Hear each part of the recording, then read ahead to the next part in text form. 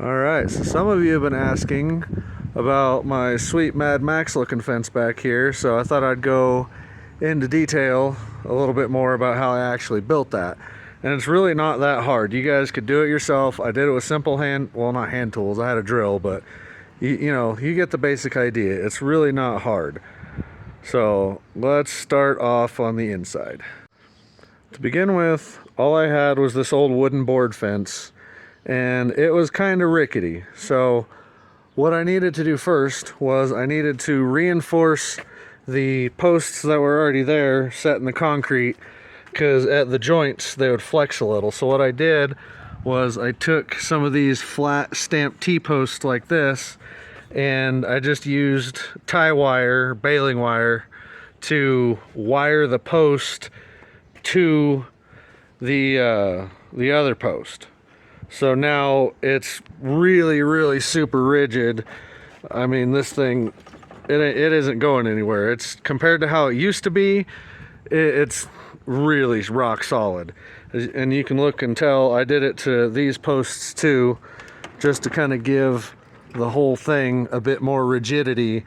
That way having all that metal hanging off the front side wasn't just gonna, pull shit apart. So that's basically it. I did that all the way for all the support posts, except for that middle one, because it was kind of hard to get to. But I did it for the important ones at the gate here and at the other two corners like it needed. And now the whole thing it moves as one unit. It is just rock solid. It's awesome. While we're in here, I'll show you guys how I locked the place up too. So originally it just had this little guy here that it works okay, to keep somebody from just pushing it open. But in order to keep somebody from kicking that sucker right out, what I did was I put some brackets there, and then I put another bracket there, and now I can take this board right here and I can slide it straight on through if I'm not trying to do it with one hand.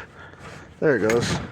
So it goes right on in, and now I can even lock that on there if I wanted to.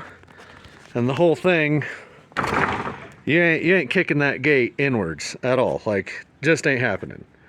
You're gonna literally have to saw through that thing before you're kicking the gate open, excuse me.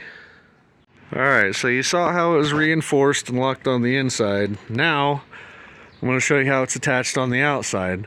So all I did was I went and ran some self-tappers in every few feet so that each panel was solid, and then I went down, put another one in, and then each panel also overlaps a little bit so there's no gaps in them.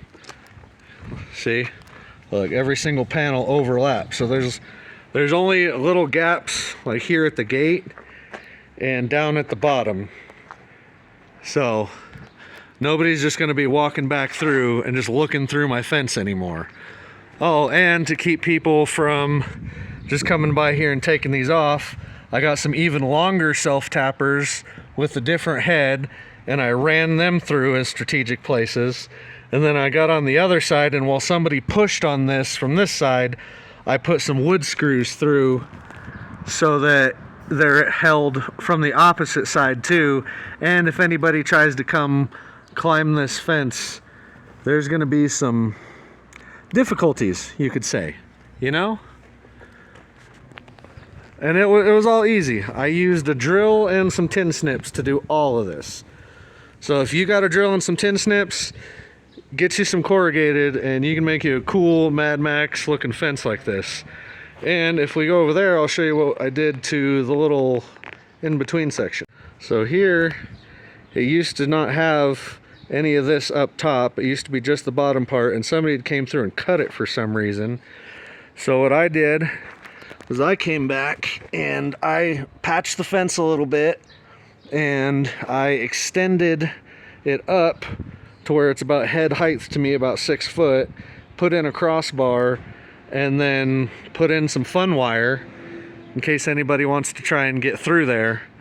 But I'm not gonna leave it like that. I have one last piece of paneling that I'm gonna drill some holes and put it up right there, so that it's just gonna be an 8-foot tall corrugated barrier right there, and you won't even be able to see or access the barbed wire unless you try to get in there.